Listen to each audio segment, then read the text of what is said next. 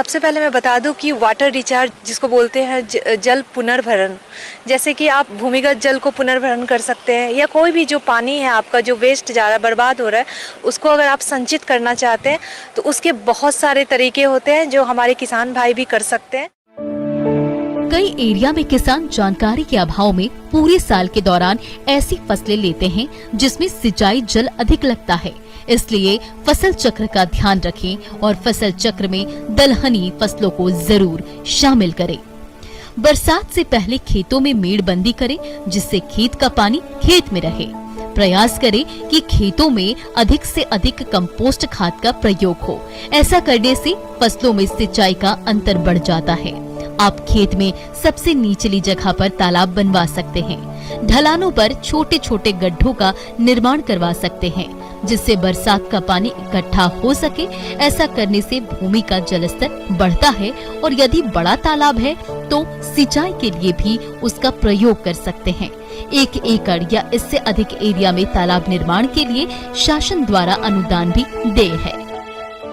अगर छोटे लेवल की बात करें तो सबसे पहला जो एक काम होता है जिसको बोलते हैं सोख्ता निर्माण, जो आप देखते होंगे कि हमारे घर के आसपास में काफ़ी जगहों पे आपने देखा होगा कि लोग सोख्ता का निर्माण करते हैं। वो कैसे काम करता है एक्चुअली, वो जैसे मान लीजिए आपके पास हैंड पंप है या कहीं से भी पानी जो बहता है, जैसे मान लीजिए आपके यहाँ पानी छत के ऊपर से बह के आ रहा है या फिर नीचे ज़मीन का पानी बह के आ रहा है या किचन का पानी बह के आ रहा है, तो हम क्या करते हैं, सोख्ता निर्माण करते हैं। सोख्ता निर्माण ऐसे होता है कि वो 1 मीटर जैसी उसकी चौड़ाई होती है और 7 से 10 फीट जैसी उसकी गहराई होती है। उसमें हम क्या करते हैं कि उस लेयर को हम 3 भागों में डिवाइड करते हैं, उसको बांटते हैं। पहला लेयर जो होता है उसमें हम बड़े बड़े ईंट के टुकड़े रखते हैं, उसमें गिट्टी रखते हैं।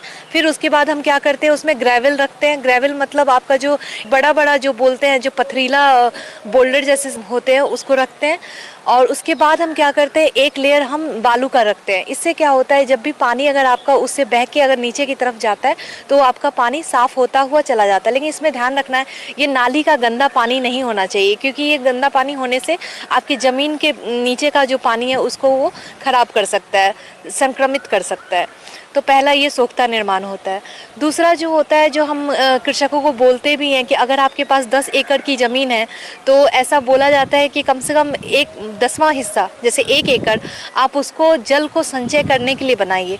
तो जैसे कि आजकल समेकित कृषि प्रणाली पे भी काफ़ी जोर दिया जा रहा है, तो हम किसान भाइयों से अनुरोध करते हैं कि वो 1 एकड़ का कम से कम तालाब अपने खेत में बनाएं। अगर 1 एकड़ नहीं है तो आधा एकड़ का ही, लेकिन वो तालाब बनाएं। तालाब बनाने से एक तो ये होता है कि पानी आपका संचित होता है। गर्मी के समय में जब आपके पास पानी नहीं होती है तो वो पानी से आप चाहे तो बरसात के पानी को जमा करके उसको आप सिंचाई के लिए भी प्रयोग कर सकते हैं। दूसरी चीज़ ये होती है कि उसमें आप मछली पालन भी कर सकते हैं। तो इससे ये होता है कि आपके जो ज़मीन के अगल बगल का हिस्सा होता है वहाँ पे भी पर्याप्त नमी बनी रहती है, क्योंकि जो रिसाव होता है जिसको बोलते हैं सीपेज, तो उसकी वजह से आपके अगल बगल के जो मृदा में जो मॉइस्चर होती है, जो नमी होती है, वो बनी रहती है। तो आप उसका भी प्रयोग कर सकते हैं।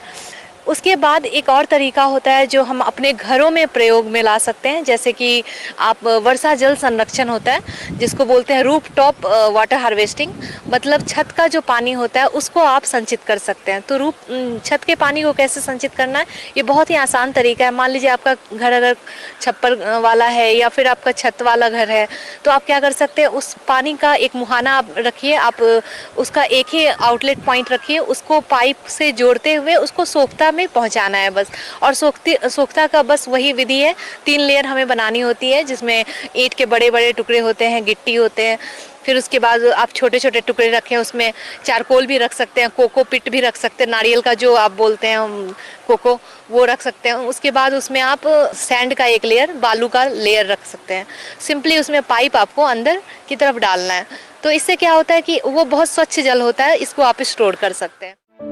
इसके अलावा और भी कई तरीके हैं जिसे किसान मिलकर कर सकते हैं, जैसे खेत के निचले स्थान पर रिचार्ज स्ट्रक्चर लगाएं, जहां बरसात का पानी इकट्ठा होता हो।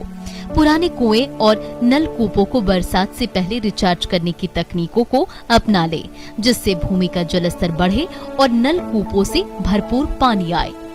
किसान संगठन बनाकर शासन प्रशासन की सहायता से नदी नालों में स्टॉप डैम और ढाल साल के विपरीत चेक डैम का निर्माण करवा सकते हैं।